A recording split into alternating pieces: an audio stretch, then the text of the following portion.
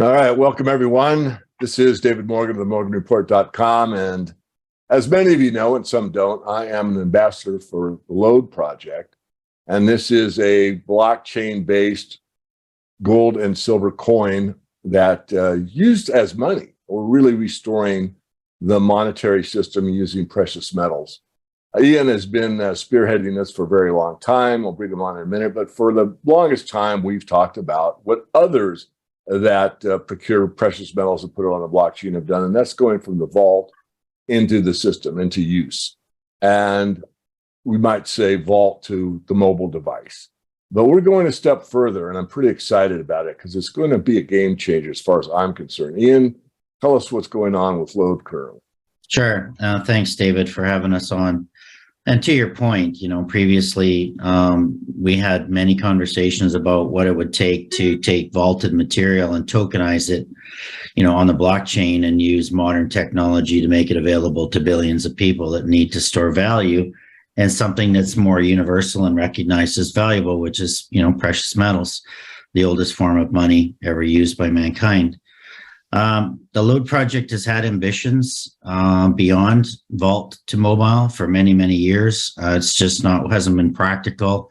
It's already taken us quite a few years longer than we expected to, and had to survive COVID and crypto winters and downturns in commodity prices. When silver hit $12 a few years ago, we all, took the wind out of our sails. But we have been resilient. We've stayed the course.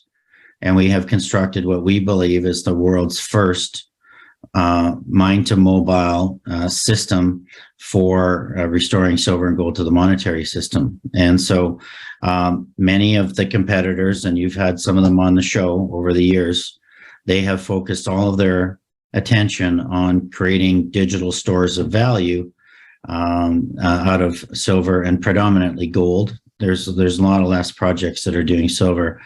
But the LODE mandate from the beginning was ambitious. And I know that you were there and saw it for the first time. And, the mandate came from the community. And they told us, restore silver to the monetary system. So how do you monetize silver if it's only a store of value? Monetizing it means that you have to have all three working attributes of money working in the system, which is medium of exchange, store of value, and unit of account.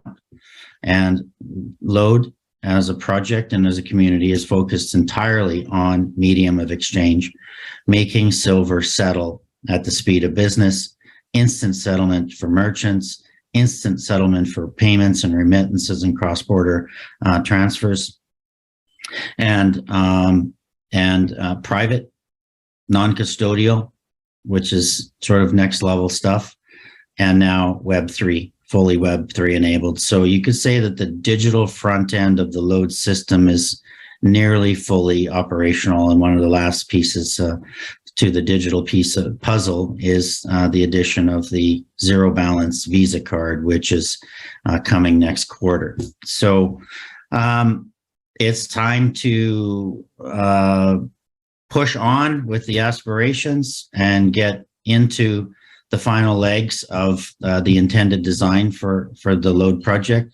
And that's by adding in now back through the vault door, the physical production of silver and gold. And that's where Richard Grew and myself have come together to partner with the LODE community to help bring the physical aspirations of this platform to life. And we're going to tell you why we feel it's important and groundbreaking and,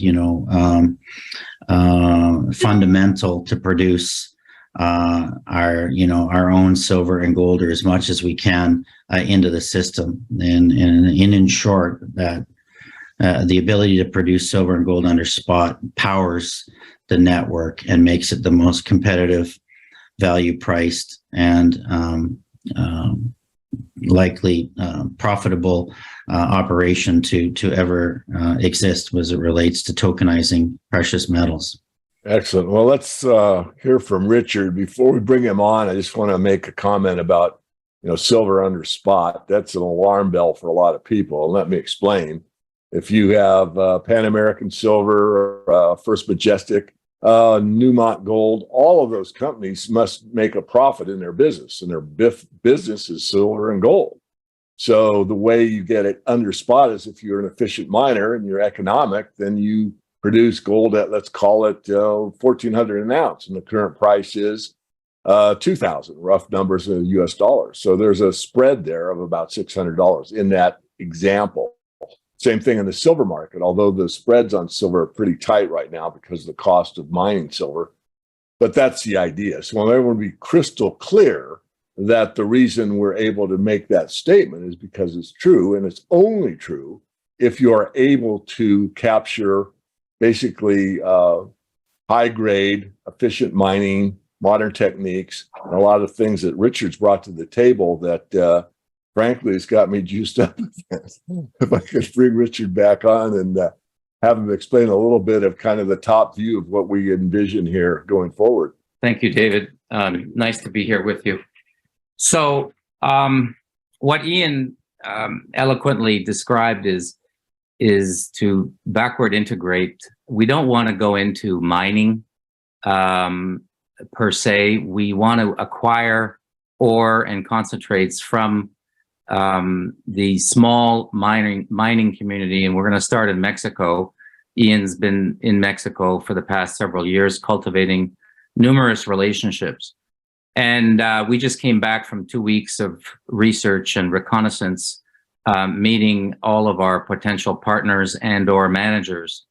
And I must say, I'm extremely impressed with the work ethic and quality of people that Ian has put together in Mexico. So my background is basically in investment banking, investing in companies and helping to build companies from scratch, many of them, and financing them over the years. And I've looked at thousands and thousands of companies in all sectors, tech, biotech, mining, etc., and funded several hundred of them. And when I saw the opportunity that is presented to us, that Ian has been working on in Mexico, I must say it's extraordinary. And the timing happens to be absolutely perfect on several levels. And as you know, you can have a wonderful business, a great opportunity, but the timing is wrong and the business will never succeed. The timing in this case couldn't be better. And it's been building for many years. So in the Mexican gold and silver arena, you've got small miners that are licensed and have license concessions and don't pollute the environment with mercury. They're all above board. They contribute about 20% approximately in the silver business and about 15 to 16% of the gold business that's produced annually in Mexico. And you know that Mexico has been one of the, if not the largest producer of gold and silver for many, many years. So what we've seen in analyzing the concessions in Mexico, there's about 25,000 concessions issued. And our intelligence leads us to believe that there's approximately 1,500 that are being used and the taxes are being paid on an annual basis.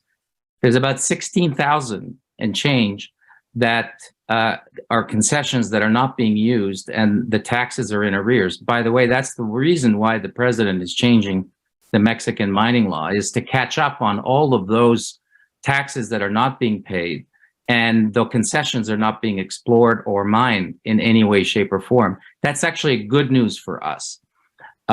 So we estimate that the small miners will have about 4,000 to 5,000 of those concessions. And what's consistent with what we've seen in the small mining community is they suffer from a lack of capital. Most of them are not banked. Most of them do not have proper technologies to exploit their mines, and their equipment is subpar. So there's a terrific opportunity for us to come in there, help them in some way, shape, or form, depending on what their needs are, as well as acquire certain plants, processing, refining plants, and perhaps even minting plants at the end of the day, to produce our own gold and silver and feed it into the LODE system. At the end of the day, we should be able to produce it with an EBITDA of about 20 to 30%. And at the end of the day, we would expect LBMA price less 5 to 15% to LODE. That would give LODE digital, the digital operations on a B2B basis, ample margin to compensate the partners that we plan on attracting. So that's the plan in Mexico. The plan is to acquire. We've got about 4 or 5 plants in our sites. We're working on acquiring one as we speak, and this one would be 50 tons a day. And we think we can expand that plant to 200 or 300 tons a day. And there's numerous others that are available. So just processing and producing the ore in Mexico is much better than shipping it overseas to China, which is what's happening right now with many of the small and medium-sized miners. Well, I think you explained it well, both of you. I don't really have anything to add. It's important, I think, for people to know what's happened. I get questions, and as Ian said, no one knows more than we do about, it's taken longer than we expected, and on it went. But we're in the here, we're in the now, and we're making a lot of progress. And I think this is key to making us probably the front runner, in my opinion. I'm biased. I'm very involved in LODE, and I'm pretty heavily invested. But regardless of my personal position, my insight or foresight for bringing silver and gold back to the monetary system is here. And we're going to really establish something that's going to become quite remarkable going forward. Thank you very much. Great. Thank you, David.